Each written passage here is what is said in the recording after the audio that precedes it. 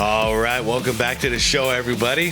Hope you all are having a good day so far, and welcome to part 2, or the second half, or whatever you want to call it, of this amazing documentary.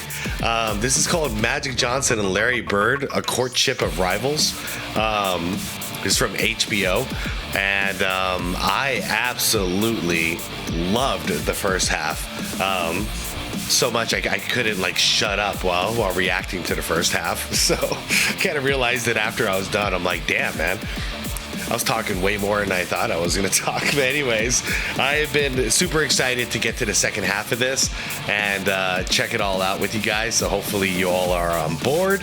But I guess if you clicked on this video, you are. So guys, as I always do, I'm linking the original video down below in the description. This is from a channel called the NBA Historian. So I'm going to link it down below if you guys want to check out what else they got. Also, see a list of channel members, and shout out to channel members. I appreciate you guys a lot. If you didn't see part 1, it only makes sense to go back and watch part 1 from yesterday before you watch this, but settle in, get a drink, get a snack. That first one was like an hour and something. This is going to be the same because we got 45 more minutes of this, and yeah, it's gonna be a fun one, you guys. So if you can hit that like button and hit that hype button, I truly appreciate it. And let's go. Welcome then to the Boston Garden and the start of the NBA World Championship Series. I'm Brent Musburger. In each of the last... By the way, this is why I wanted to start right here, and it's perfect timing-wise, because we got to see them battle in the NCAA championship. Now it's time for round 2 in the NBA Finals. 4 NBA World Championship Series, either Magic or Bird has competed. But this is the first time that the two have gone head-to-head for the title.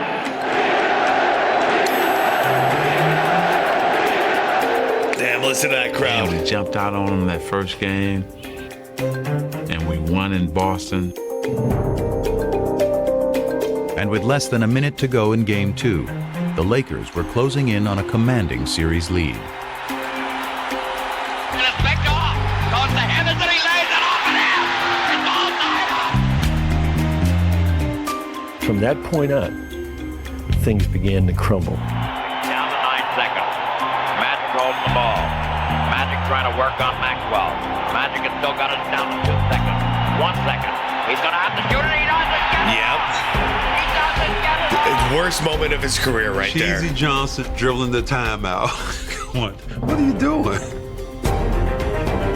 The Lakers regained their stride in Game 3. I mean, let's be real. We could just address it real quick. They called him Tragic Magic for a little bit. And, I mean, boy, did he get rid of that stigma real fast. But there was a period of time there where, yeah, that's what he was labeled as. I didn't know this until I got a little older because I wasn't around for this. But, yeah, he had a moment that if he would have allowed it, that could have ruined his entire career, because every time in the clutch he could have been thinking about that one time that he froze up, and then he would have frozen every single time. But not Magic. He got over it real fast. Only to be rudely knocked off it again in Game 4. Oh, yeah. And now let's watch it. Cooper and the Celtics. Yeah, you don't hit Rambo like that. When Kurt Rambis got taken out, Yeah, we started fighting instead of playing. Kareem swings the elbow and now is yelling at Larry Bird. Jaw to jaw. And it made us realize we were not mentally tougher than the Celtics. Magic's just not himself. To be sure they won't let the time run out as they did in Game 2. Steals the ball and the Celtics call a timeout. There were a number of places where, Irvin didn't do what people expected him to do. Tied at 123. He misses the first. Ooh. Johnson misses them both. Yeah, he's in his Celtics want head. a timeout. Despondent Magic Johnson goes to the bench. Bird turnaround hits. No Magic finish for the Lakers. Johnson lets it get by again. Yeah, violence in the playoffs. page 11. Yeah, man. This is very similar to what the Pistons did to the Bulls. If you start thinking about fighting, which is what they want you to do, you get out of your strategy, your game mindset. You're not thinking about the game of basketball anymore. You're thinking about hurting your opponent. And that's exactly what they wanted. And looks like the Celtics did this first. Game 5 went to the Celtics. Game 6 That's to a the classic Lakers. image. It was like 1979 all over again. Down to one game for Bird and Magic. If everybody had to look at it, probably would have said this is going to be a 7-game series. No, I thought we'd sweep them in 4, but just went a little bit longer. Now we just have to do it in 7. Damn. That's the only time I ever felt that. There ain't no way they're walking out here with a win. Magic Johnson. No way. All right, so the Celtics had a better record that year, huh? Game 7 in Boston. Bird. How does he do it? Johnson with the ball. The Lakers trying to cut it to 1. Oh, crap. And he loses it. Yeah, that Magic isn't looking like Magic.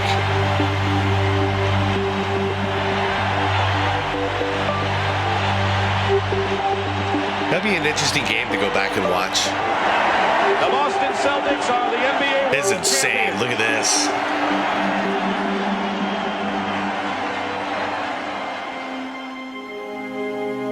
I pride myself in being the guy who's going to win it for us and deliver under pressure.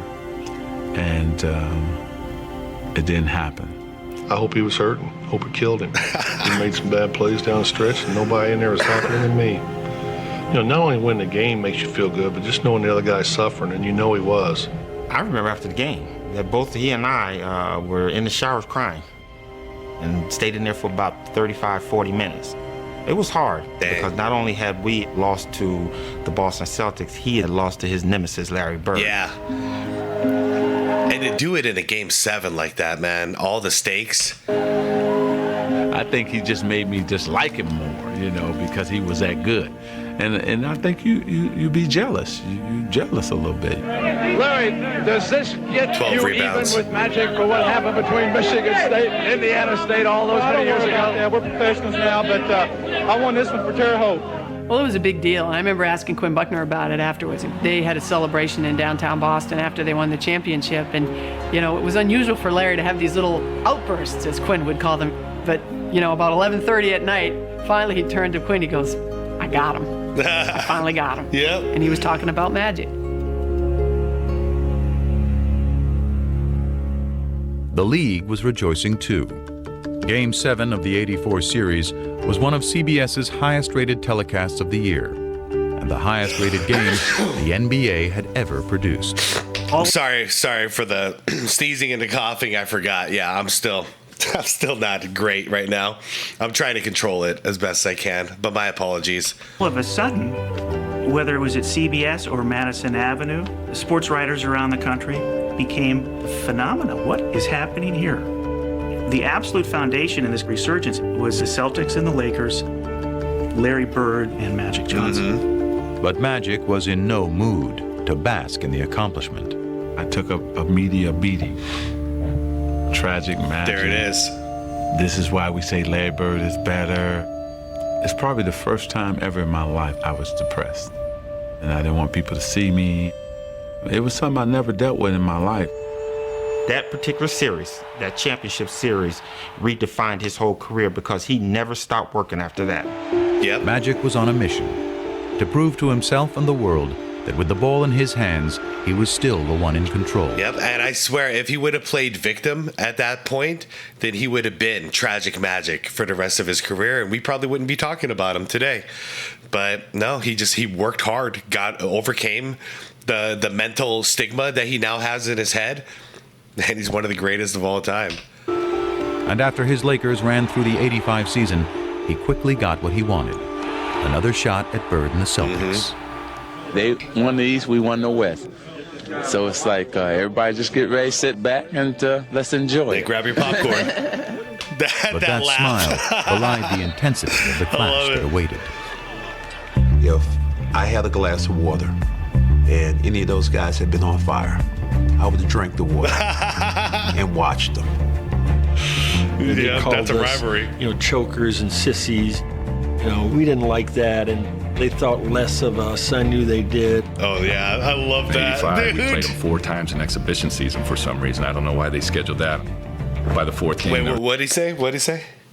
Played them 4 times in exhibition season for some reason. I don't know why they scheduled that. Ratings. By the 4th game, there was an all-out brawl. They call this one of the greatest rivalries in all of sport, the Celtics and the Lakers. And if that is true, it is the most one-sided rivalry in all of sports. 8 times these two have met for the NBA championship, and 8 times the Celtics have won. In his 6th year for Michigan I State. forgot about that. That's true. The Lakers never beat the Celtics. Dang, man, that goes back to the Bill Russell days. Number 32, Will Chamberlain. Magic Johnson. But in the '85 finals, Magic changed the script. Over 6 grueling games, he masterfully controlled the pace with all-around brilliance. He has a triple-double again. Behind their point guard, the Lakers finally knocked out the Celtics, winning the clinching game in the Boston Garden. 3 in 6 years. LA comes to Boston and wins the world title. How good that must have felt. For one Magic Johnson. It's a long year last year to wait for this moment right now. Magic had evened the score with Bird on the NBA floor.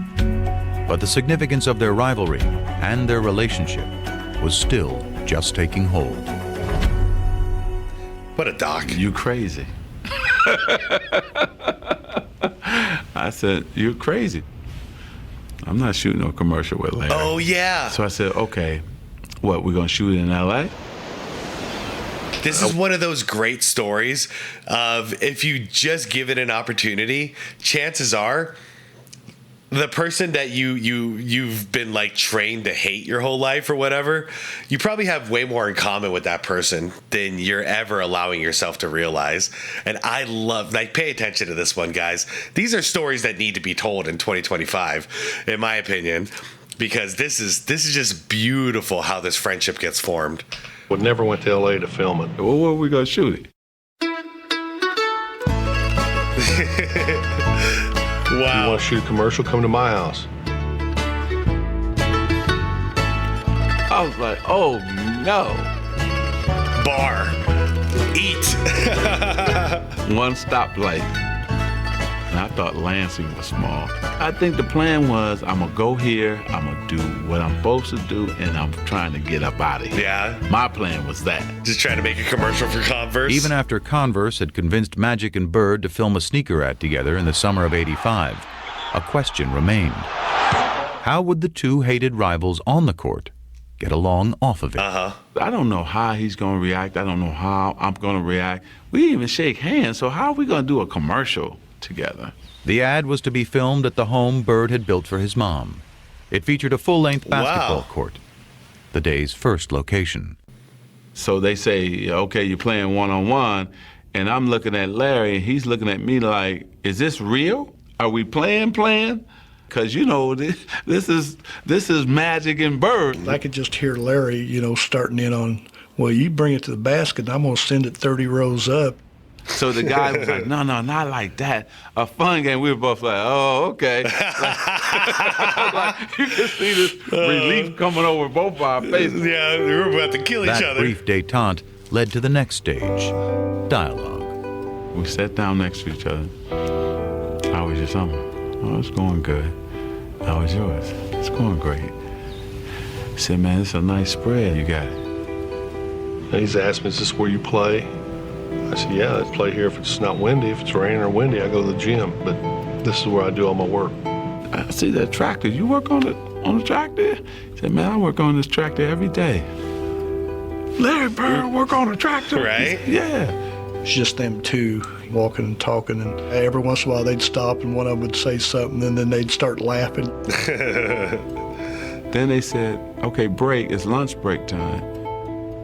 I was going to my trailer. He said, no, My mother has prepared lunch for us up at the house. We went up to the house and we sat down there and we talked. And I know you guys can't see me. I have like a childish smile on my face listening to this stuff. All my brothers thought the world of him. Hold on, let me back up. Went up to the house and we sat down there and we talked. And my mom, my brothers thought the world of him.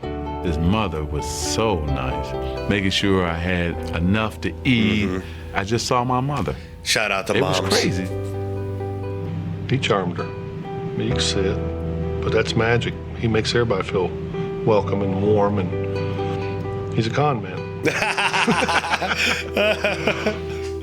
And while magic charmed Georgia Bird, it was someone else who intrigued her son.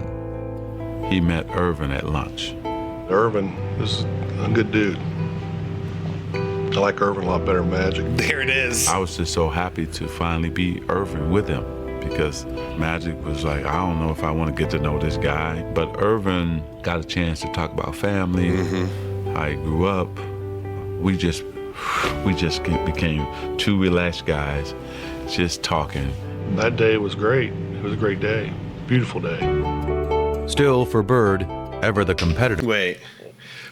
Magic. Well, they made a pair of Magic shoes for this year's MVP, probably? Larry, okay, Magic, show me what you got. It's their script. That's all it was. Just one day. Magic thinks the next year, okay, well, now we're great friends. So, after the game, we're going to go out, we're going to have a beer. And Larry's like, no, you're right. I know you better. You're a good guy, but I still don't want anything to do with you. Yeah. He's a happy-go-lucky guy. If me and him got to be really good friends, go out on the court, he could still play the same game. I couldn't. I mean, that's just the way it is. But when the ad hit the airwaves, for others, the perception changed. I saw those limousines going through the cornfields, and I said, no, they didn't sell themselves out. I heard Converse made a pair of Bird shoes for last year's MVP. Yep. But they made a pair of Magic shoes for this year's MVP. Okay, Magic, show me what you got. Now, this is really a business thing. The Bird shoe, the Magic shoe. And maybe that's where the business thing started to get bigger and began to trump who they both really were. By the way, how cool would it be? Like, I don't know if anybody was around during this time and old enough. Was there anybody ballsy enough to wear one of each? Like left the Bird shoe and then right Magic shoe or something. Flip flop that, because that would be freaking awesome. It polarized the whole idea of lunch bucket versus Hollywood, white versus black. Just cemented all the differences between them. Kids weren't wearing black gym shoes because they didn't want to be associated with the Larry Bird camp. You wore your white Converse. The basketball rivals had morphed into cultural warriors, and race, more than ever, had become an unavoidable part of the conversation. But nothing about Bird and Magic had ever been as simple as black and white. One of the big reasons this rivalry became so emblematic of so many things is because it was an easy dichotomy for people to understand. But it's crazy to simplify it as saying white people like Bird and black people like Magic because 13% of the country is black. But it wasn't like 87% of basketball fans preferred the Celtics. Yeah, fair enough. Magic Johnson. Who's your favorite movie star? Eddie Murphy. Pino, all you ever talk about is nigga this and nigga that. And all your favorite people are so-called niggas. It's different. Magic, Eddie, Prince are not niggas. I mean, they're not black. I mean, let me explain myself. Has the N-word ever been used by a white person to describe Irvin? I doubt it. But as Magic enjoyed his image as a crossover star, it was Bird, the one-time great white hope, who had further emerged as the polarizing racial figure, due in part to that era's increasingly conservative political climate. The rolling back institutionally of the achievements of the civil rights movement were going on apace from about 1975 on. But the triumph of the movement that rolled it back took place in the 1980s. And I think there was people who were very aware in the black community of what was going on. And I think there was a lot of sublimated frustration. And I think one of the ways it got sublimated was into basketball. And I think Larry, through no fault of his own, was the receptacle within which the lingering resentments somehow floated. Oh, damn. And after Bird led the Celtics to the championship in 1986, his third in the pros, winning his third straight MVP award in the process. The resentment grew. I always felt that the press was biased in favor of Larry Bird. It always felt to me like they were gonna make Larry the hero. You know, you'd see somebody score and Larry would be in a cast in a suit on the bench and they'd say, Larry Bird made that possible a couple weeks ago when he told that guy he could do it and he just did it. They gonna get his motherfucker the assist and he not in the game? Not to be racist, but we have a white guy who's the best in the world. It's predominantly a black sport now, and you got a guy like Larry Bird who can't run, who can't jump, but can do everything out there. That don't mean nothing to me. It don't mean anything to me. It never has. I don't know why. I mean, am I doing something wrong here? Bird may have sought to avoid the conversation entirely, but the more he won, the less he could escape it. Now there's a steal by Bird. Underneath the DJ, lays it in. What a play by Bird. Yeah, what a play indeed. In 1987, after Boston beat the Detroit Pistons to advance to the finals for the fourth straight year, Pistons rookie Dennis Rodman called Bird overrated because he was white. Okay, this story is interesting too, because Bird could have 100% gone the other direction here and just played victim, but he chose to just say, nah, it's all good. And I think this was I bet a lot of people were pissed off at him, but, you know, me and my perspective was like, that was a more powerful statement than ever playing victim would have been. His teammate Isaiah Thomas then chimed in with some thoughts of his own. I think Larry is a very, very good basketball player. I think he's an exceptional talent. But I'd have to agree with Rodman. If he was black, he'd be just another good guy. I can remember in the locker room, I think it was Jack McMullen came up to me and said, Isaiah just said, boom, boom, boom, boom. And I go, so? He didn't care. Yeah. He didn't care. Everybody else around him cared very deeply in the days and weeks as it turned out ahead. I mean, the media made it out like it was something, but it didn't matter to me what Isaiah or Dennis Rodman said, and it still don't. It has no bearing on what I do in my life. He doesn't see race. He really doesn't. And he could have. This guy grew up poor, white, in southern Indiana. Southern Indiana, the home, by the way, of the modern Ku Klux Klan. How he managed not to be affected by the cultural milieu that he grew up in is, I think, a miracle. To me, it's inexplicable. When I was in about 6th or 7th grade, I couldn't wait till school to be over because I knew over on the courts, the waiters from the hotel would be over there. They were black, older, and they let me play. You know, I always looked at that as I got an opportunity to play against a black man, and they treated me good. Nice. I couldn't wait to play against the best, and at that time, they were the best. I don't even know what to say. I just wanted to pause and say, that's powerful. That's powerful. They let him play, and they treated him good. That's it. And I mean, correct me if I'm wrong. Is that not all that's needed sometimes to mend these bridges? Just treat each other well. Screw the race. Screw the genders. Just treat each other like good, you know. Treat each other like you'd want to be treated. A lot of these problems start disappearing. 87, as Bird vied with Magic to be the best. The flap over Isaiah Thomas's racially fueled remarks forced Bird to address his least favorite topic at the worst possible time. I had to go to a press conference when I was in LA trying to get ready to play the Lakers and tell people I didn't care. This don't bother me. The main thing is if the statements or whatever was said doesn't bother me, I don't think it should bother any of us. From playing all year trying to get back to the finals and play against Magic, this was a distraction. Bird was facing off against Magic for the third time in 4 years. And if their relationship had softened, the determination to beat each other had not. As Game 4 proved, the level of competition between them was higher than ever. Bird played awesome down the stretch of that game. Trailing 2-1 in the series, the Celtics were down by 1 point in the final minute of the game. But Larry Bird wouldn't be easily vanquished. Open his age. Bird goes for three. Bill Walton, happiest Celtic ever. With 7 seconds left, though, the Lakers still had life. 3 years earlier in the '84 finals, Magic had flubbed a similar situation. But this was a different Magic, one with a whole new bag of tricks. My man switched to Kareem, and Kevin McHale jumped out to me. As soon as I saw Kevin, I said, oh, I'm taking him. Yeah, y'all know what's coming. You know, Magic puts it on the floor, a couple head and shoulder fakes, and he raised up in the air.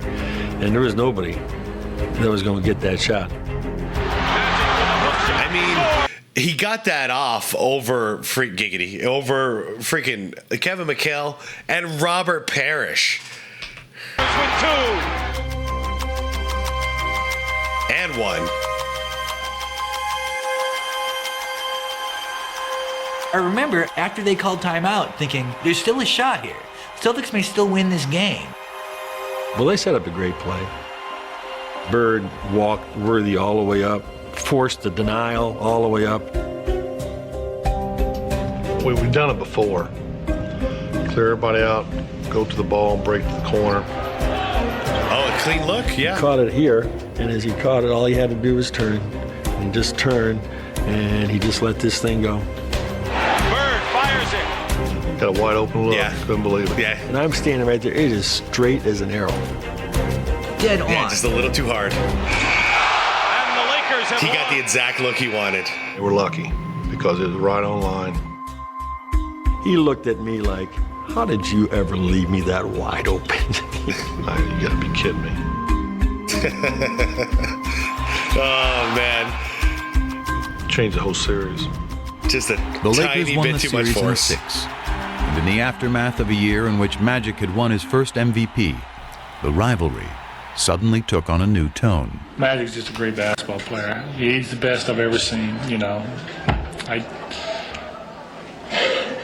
Unbelievable. I don't know what to say. I was shocked that he said it. Yeah. Because I thought to myself, maybe this is the beginning of a new era that's not going to include him. It was the passing of the torch a little bit. After vanquishing he Bird, didn't just lose. He was defeated. Like, I think it's safe to say. But that reaction, him saying that, it still shocks me that he said it. In '87, Magic wasn't done winning. The following year, he squared off in the finals against his good friend Isaiah Thomas and the Pistons, beating them to become the NBA's first repeat champions in 2 decades. Crazy. By the dawn of the 90s, he'd won 5 titles, played in 8 finals, and equaled Bird's MVP tally of 3. But the more Magic won, the less Irvin seemed to be around to reap the spoils. Once I tasted the champagne and the championship, I wanted more of that and more of that. So Magic kept growing because we were successful. And the persona and all of that came with that. The Prince of L.A. was now the king. And in Hollywood, being royalty had its perks. What was Irvin Johnson's vice? Now, you know my publicist wants me to say winning. Oh, it was women. But women loved Irvin. Back then, before voicemail, they used to have these mail slots in the hotels where you leave your key. And when we get into a town, Irvin's mail slot would be so packed, and it would be just Susan and a phone number, Linda and a phone number, Joyce and a phone number. I mean, that was every city, every time. Crazy. Yeah, it wasn't drugs. It wasn't that. It was he always admits it. It was women. That was his vice. I was on top of my game as Magic, so I needed all that around me at that time. The women, the this, the that, Hollywood. Magic was living in a context of sybaritic excess from the minute he walked in the door, and he developed a sweet tooth for it. Sex with several women at the same time. Yeah. Like I said, women have different fantasies. Some want to be with 2 or 3 at a time. You know, one time I had 6 at one time. That's just I really do believe he looks upon Magic Johnson as a movie character he played. I think Irvin got overwhelmed in LA by what it meant to be a star. That's probably true that the Magic ego swallowed Irvin a little bit, but that's okay because I couldn't win 5 championships without that. Through all of this haze of women and money and fame and fortune, he still kept basketball at number one. He never seemed to lose that focus.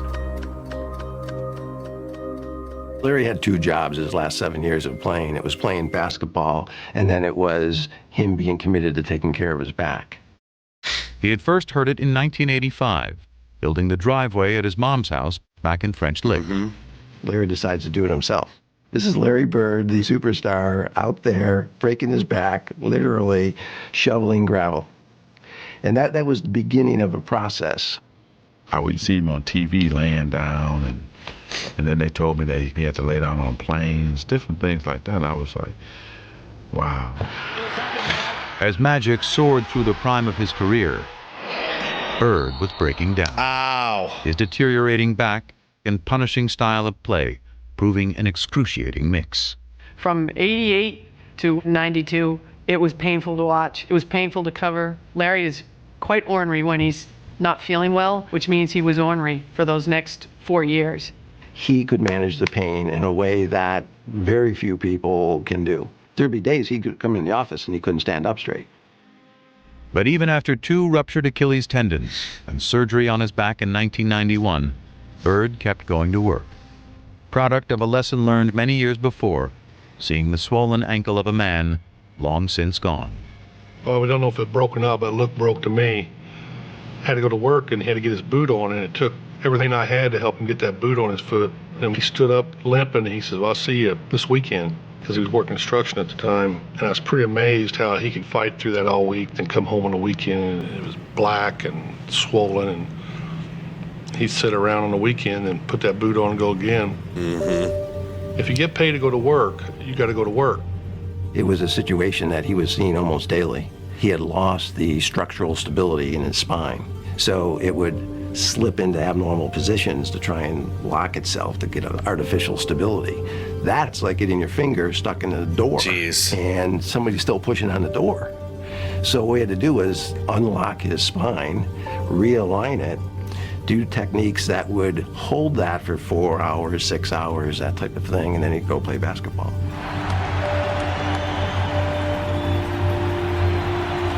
Every time I would play, I was wondering if I was going to be in a wheelchair. Was I ever going to be able to, walk on the beach or hold my kids?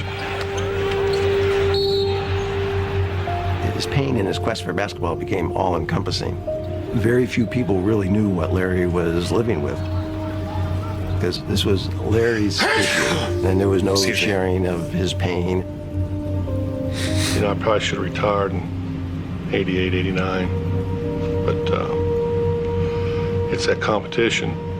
Maybe one more chance, me and Magic could get together in the finals, but it never happened. This makes so much sense. Because I've heard him talk about once Magic gets HIV and he has to leave the NBA, that's when Bird was like, I don't even want to do this anymore.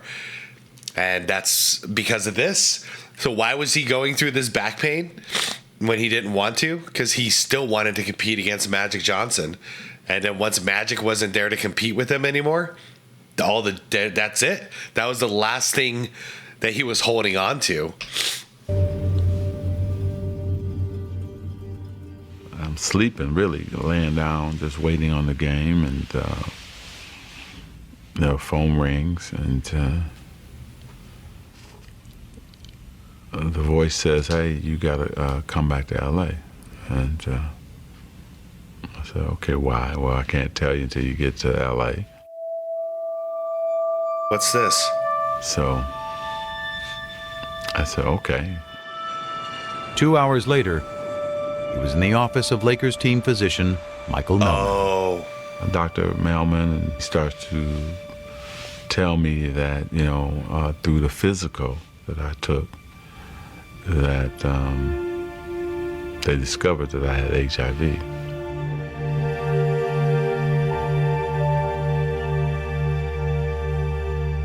first time ever in my life, I'm such a control freak, right? And do things the right way. I'm out of control. Oh, it was everything. How is it possible? What happened? How did it happen to me? And my mind is racing, you know, and then you're just devastated. I know there's a lot of you out there that are gonna relate to what I'm about to say. Two things. One, I never heard about HIV or AIDS until Magic Johnson got it, and it was all over SportsCenter. And two, and I've said this before, back then, as a kid, you know, finding this out, we 100% thought this was a death sentence. We thought Magic was going to die really soon. I cried. Like, a lot of us cried at dealing with this news because Magic was such a big deal to us, you know? And how thankful I am, too, because I got to bring it full circle. 2025, Magic is still around telling stories. How grateful that it turned out this way. Further complicating things, Magic had gotten married just 2 months earlier. Oh, yeah, Cookie. And he feared the worst for his new bride, Cookie, who was pregnant with their first child. I don't know what's going to happen with my wife and my baby. I don't know what's going to happen to me. I don't have control of the situation, and I was lost just for that next 2 or 3 weeks. And after Magic learned neither his wife nor his unborn child were infected, he began revealing the news to his inner circle. The phone rang, and it was Magic's agent, Lon Rosen. And he said, Irvin's looking for you, call him. And I said, I'll call him when I get to Paramount. And he says, call him now. I said, Lon, I'll call him when I get to Paramount. I'll be there in 20 minutes. And he said, you got to call him now. Irvin's HIV positive. Oh, shit. I remember I was sitting on the bed. I remember standing up at that point. And I said, how is that possible? I'm thinking Irvin's gonna get skinny and die. I mean, literally, that's what I thought. Irvin's gonna get skinny and die. Me too, man. Me too. The first person I thought of was Larry. I wonder what Larry thinks. The day that I heard about Magic, it just sort of changed my love for basketball. It shook me up. You know, you get that feeling, probably the same type of feeling I had when my father died. He wants to understand why, you know, how can I talk to him? I need to speak to him. It was just really important for Larry to talk to him. You know, it's sort of, I don't know. I wanted to hear it from him, probably didn't believe it. Calls me and we're talking, you know, it's just, how you doing? I heard about it. And you can almost hear both of us with some tears in our eyes. And I'm choked up because he did call me. And, you know, when something happens,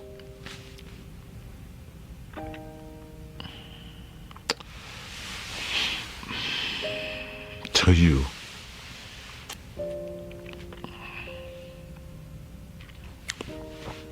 wow. And then you find out who really your friends are and people who really care about you.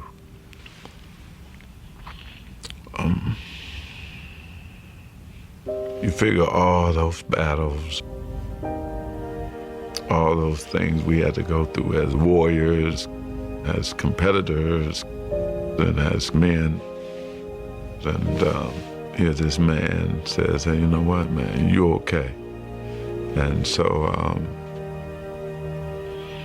that was the greatest moment for me too, you know, to have him check on me and to make sure I was okay. Man, it's heavy. It's a lot of you can probably relate to this as well. This whole thing is so relatable. You don't know who your real friends are until you've gone through the shit, you know? Until you hit your lowest moment, you don't know who's really who. And, yeah, a rival. Larry Bird being one of those guys. I can imagine that must have blown him away.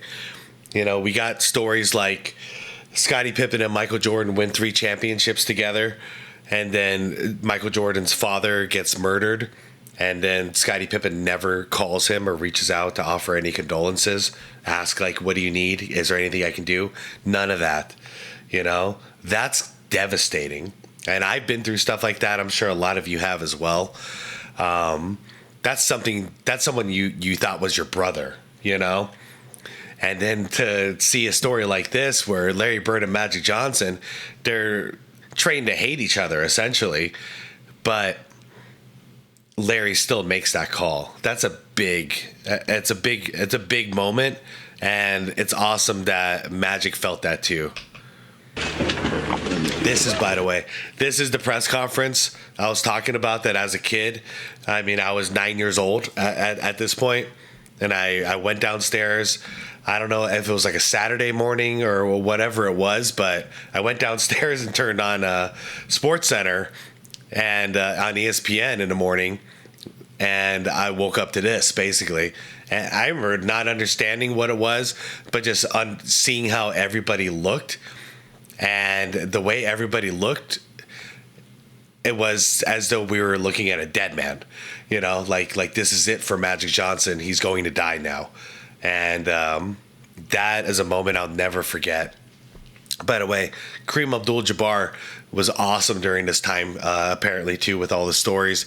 Even so much where he offered to come out of retirement for a year or two just for the fans, you know, because like it's a devastating loss, and also like because Magic is going through this guilt of leaving the Lakers because of this, so he wanted to like be there and be the bridge, basically, to like, you know, start some healing and some love. And it's, I don't know, man. The Celtics and the Lakers, I can both say, it seems like once you're a part of that organization, you're a Celtic or a Laker for life. And this is just one of those things.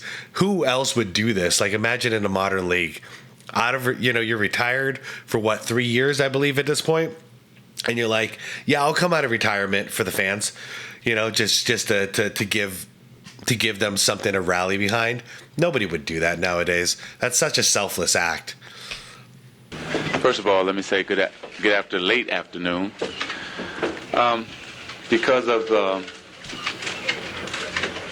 HIV virus that I have attained, I will have to retire from the Lakers today. It's the only press conference I've ever been in where I've seen reporters cry. I mean, we thought this guy was in total denial. I plan on going on, living for a long time, bugging you guys like I've always have. We thought this smile was going to be wiped off his face forever, and he was going to die, but we're going to watch him die in public. I just remember in the room, he was joking, and I'm sitting there looking at him crying, and he's like, "Coop, man, I'm going to be okay. I'm going to be okay. It's going to be all right." I am going to go on, I'm going to beat it, and I'm going to have fun. Sure, come on. You're going to beat this? And to him, it was a contest. I got to be completely real. I mean, judge me if you want. I don't care, because I'm just being completely honest here. Most moments nowadays, when I see Magic, I completely forget that he contracted HIV. Completely forget. I never imagined that back in 91. Like, never thought, because I thought he was going to die, just like everybody else did. But now it's like I see him and he's healthy and happy. It's, what a blessing. Larry Bird and Magic Johnson, AIDS and Magic Johnson, it's same thing. It's just a different game, different rules, but I'm still going to win. He wasn't planning on going nowhere. Urban was planning that day to find the right medicine, to eat right, get rest, and live forever. That's what he was doing. It. Thank you again, and I'll see you soon. But as Magic put up a positive public face, his nemesis, still out of sorts, shed the mask he had hidden behind for years. Guys, I just looked it up. He's 66 years old. He did it. He's done it. He was visibly like... Okay, hold on. I'm sorry. Let me back it up right here. Positive public face, his nemesis, still out of sorts, shed the mask he had hidden behind for years. He was visibly like, wow, how could that happen? You know, it really set him back. Probably the two toughest days I've had since my father passed away, and I've been very depressed and sort of been out of it. I listened to him talk in this press conference about how devastated he was, and I remember thinking to myself, you know, goddamn, Larry found Irvin. You know, just out of the blue, something like that happening. It's just, I've never had, other than one other instance, and I was hoping I'd never see that again, because I remember how I felt weeks after that. And yesterday was just a sad day. And at his game that night, Bird was forced to confront pain he couldn't so easily play through. Didn't want to be there that night. First time ever. And really last. I remember we played in Atlanta. Had no feel for the game, you know. This wasn't a good time to be out there. Never had that before. That night he threw a pass. I'll never forget, he threw a half-court pass behind his back for a layup. And if you blurred your eyes, you squinted your eyes, it looked like magic. And that was Larry saying goodbye. You know, I mean, this competition thing is amazing, what it does to you. What you put your body through and what you do and what you say and how you feel, and knowing that he's not there wouldn't feel right. But I think it's all them years that, you know, what's he doing? What if he's practicing this hard? I bet he shot 500 shots a day and I didn't get 500 in. It's always that mind games. Bird played through the 91-92 season. And that's also why, like, I think a lot of people think Jordan was crazy for retiring, you know, the first time. But I think he went through something similar. He was like, I'm the king of the mountain. And being the king of the mountain gets boring after a while, because what drove him to get to the top of that mountain was needing to compete against all these other individuals. But once you beat them all, you know, what's the point? You know, so he had to walk away so somebody else could be king of the mountain for a while. And then his new motivation is, I got to knock that person off the top and I'll be the king again. But you can't just be on top and just stay there forever and expect yourself to still be hungry. And for Bird, it was a more simple thing. It was the rivalry between him and Magic. So you take Magic out of the equation, well, what's left? His last in the NBA, but a part of him was already gone. I didn't check the papers anymore. You know, it didn't matter. I still wanted to compete, you know, but it wasn't the same. It really wasn't. What a documentary.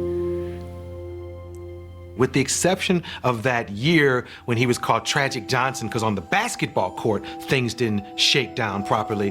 This is the first time I'm hearing ignorance, hatred, vicious, nasty things. Oh, yeah, he's right. I There remember. were some of my former teammates who had their own little things that they were talking about and why this happened to me. You know anybody else that's heterosexual that got it?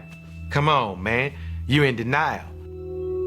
I've been called gay, faggot, Urban's lover. I've been called all that shit. Lon Rosen got a call from Isaiah Thomas asking, you know, I keep hearing Magic's gay. And Lon said, well, for crying out loud, you know better than anybody he isn't. You're one of his best friends. And he said, well, we don't know what's going on in Hollywood. And the fact that Isaiah was questioning why he got this, I think it was really, really hurtful to him. I totally forgot about that.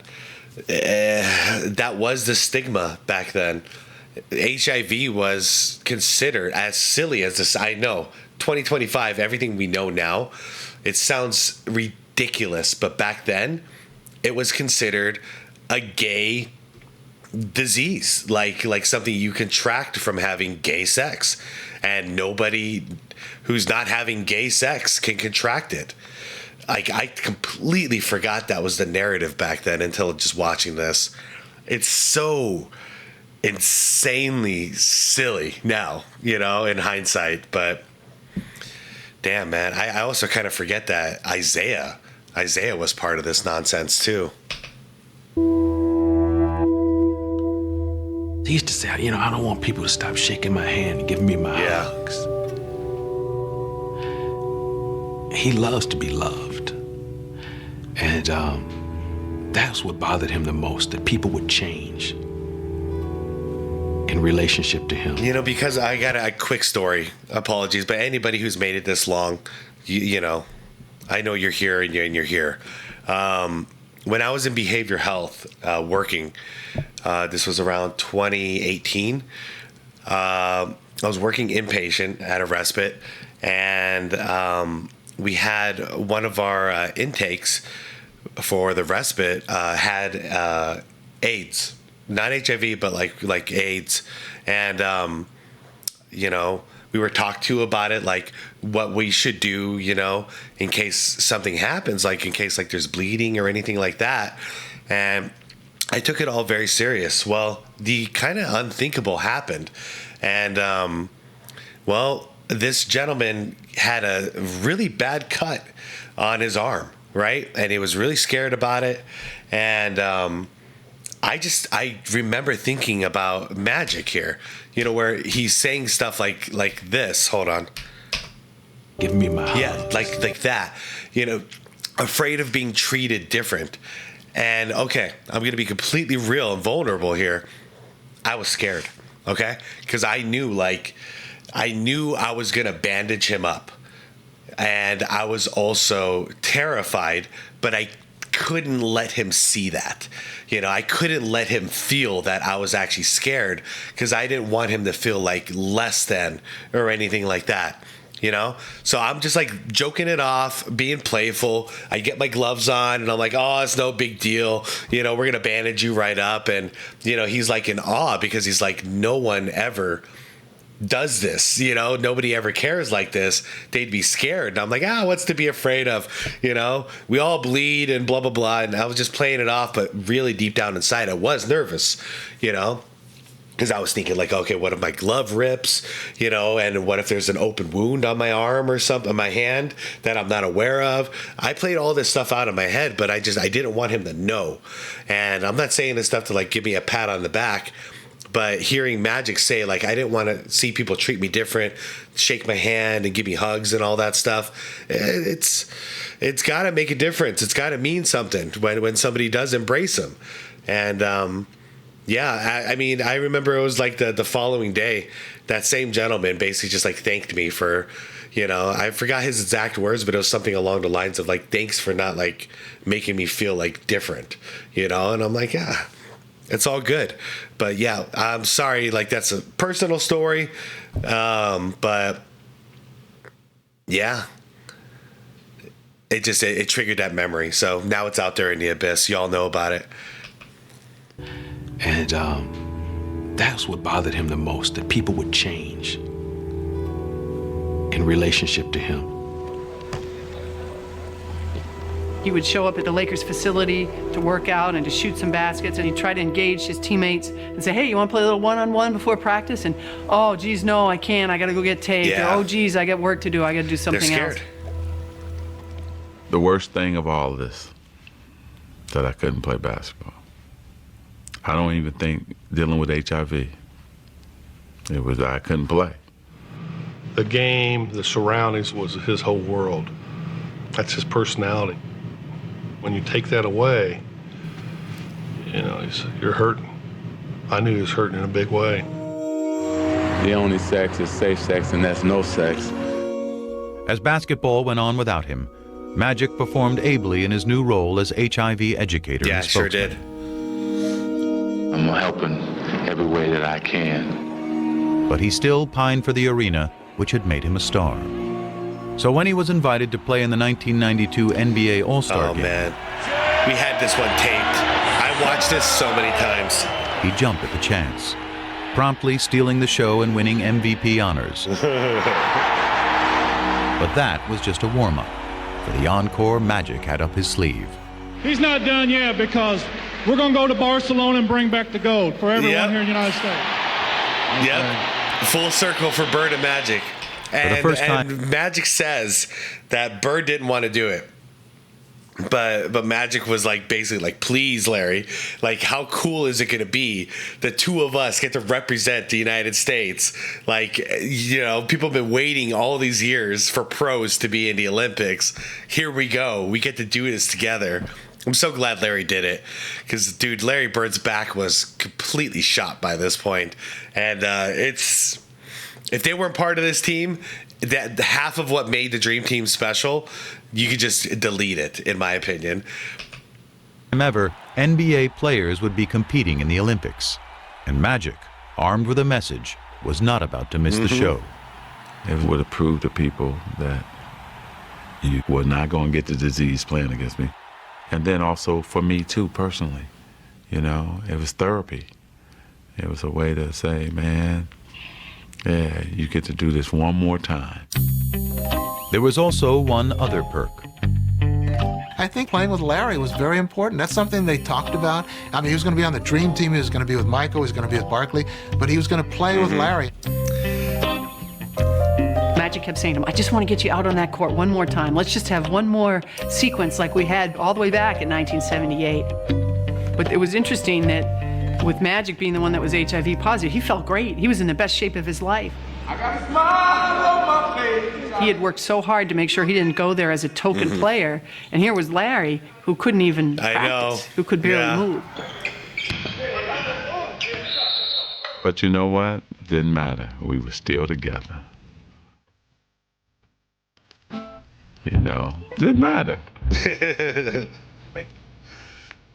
Oh, man, I love it.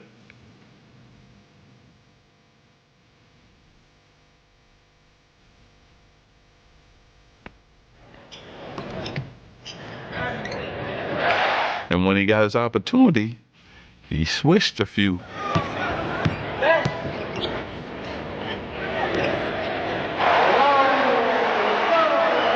Now, who's taking the last shot with the game on the line?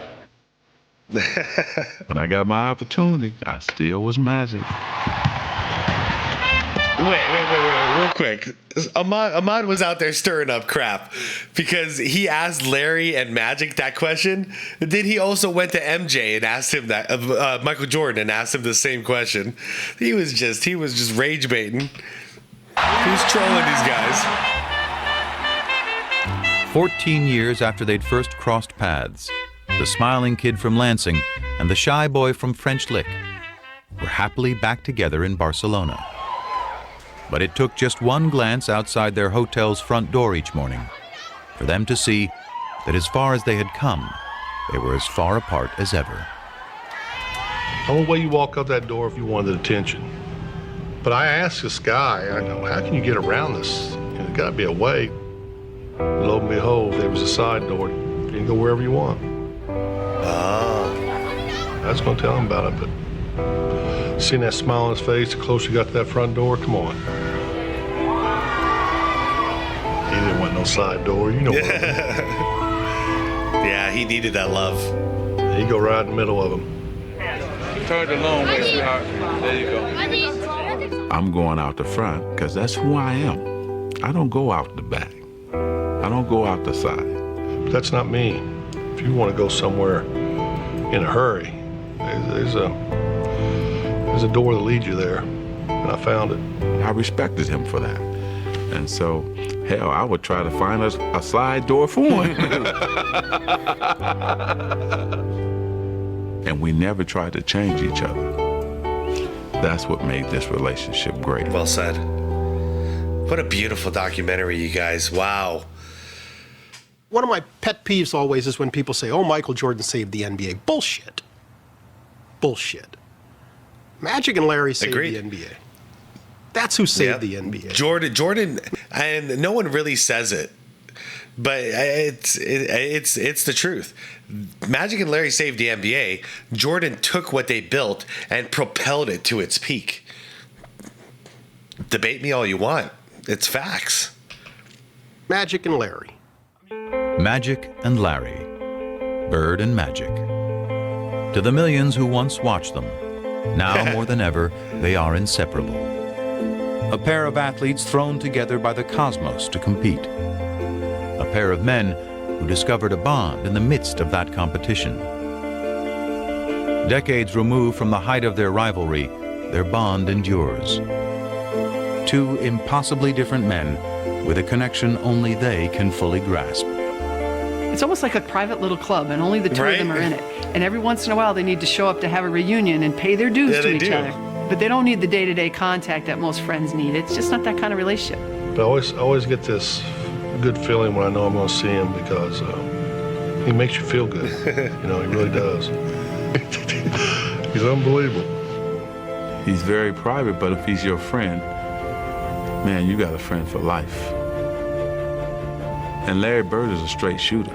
Yeah. He'll tell you when he don't like you. That's one thing I wish I could have from him, that he has that I don't have. I wish I had that. I mean, he walked in here, this whole room would change, and maybe that's what I always wanted to be, but I just couldn't. Mutual admiration. Oh, man.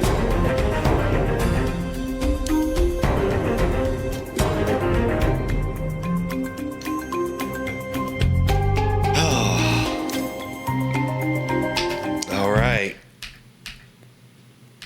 Yep. That's gonna do it. HBO Sports. Okay. What to even say? What a beautiful story. What a beautiful story. I'm glad I got to witness this at a young age. To see these two rivals become, you know, friends, family, to love each other, to care about each other. And then, you know, I got to see them retire together after they did the Dream Team together, and then they would show up on like talk shows. Like I remember them showing up on, I think it was Letterman at one point, and you know, they're like a couple of brothers, just like making fun of each other, giving each other some crap, but at the same time it's all love. And I'm so grateful that I got to grow up watching this. And you know, like the way I grew up, like I didn't see any racism, like as far as like not through my eyes. So, you know, the idea of having these two polar opposites in a lot of people's eyes, to me, this was just like normal. You know, why wouldn't they be? You know, I remember I grew up. My first friend was a white dude, and we used to play basketball. You know, starting from like 5 years old. And he played like Magic Johnson. So I'd call him Magic, and I played like Jordan. So he called me Air Jordan, you know? And we didn't think about skin color or any of that shit back then, you know? That's not what we were resonating with. It was not a skin color. It was like, who are these people? How do they play on the court, you know? And it was nothing else. But yeah, man, I'm so glad I got to see at least the end of their careers. I really wish Bird's back was a different story, and I got to see him play longer. And Magic, I feel like he got stripped right out of his prime, pretty much. So I really wish I got to see both of them play for longer. But more than anything, I'm just glad I was like brought up watching these things, you know. Because I was old enough by 87 to be watching basketball, and this rivalry was still very hot. Bird and Magic was all everyone was talking about, and then there's this young kid named Jordan that is like blowing everyone's minds on a daily basis. So I really am thankful that I got to watch Larry Bird and Magic Johnson enough to appreciate what they did for the game, and I'll never forget it. And this was a great documentary. For those of you who made it through this, you guys are some real ones. Thank you very much. This was a lot of fun, and I've got nothing but respect for both of those men. I absolutely resonate with both of them, and I think a lot of their stories for me growing up to be the dude that I grew up to be, you know. These are hard-working, relatable guys. And, yeah, I guess there's nothing else to say. The final thing I'll say here is, I know I probably said something along these lines already. I'm so thankful. I'm not a kid no more. I'm 43 years old. And both Magic Johnson and Larry Bird aren't just alive. They're healthy. And they're still friends. There are some things in this life that are just beautiful, you know? And we're all at this point where everyone is so divided and so like hate-filled, you know, angry all the time. But I swear, if you look close, you look hard enough, there's a lot of beauty there still, you know. And this is just one of those stories. So with that, I'm gonna sign off. I'm gonna get some rest after editing this and posting it. And I appreciate you all watching with me. Yeah, we all have a lot more in common than we want to admit. With that, like the vid if you could, subscribe, all that good stuff. And most importantly, is to be water, my friends.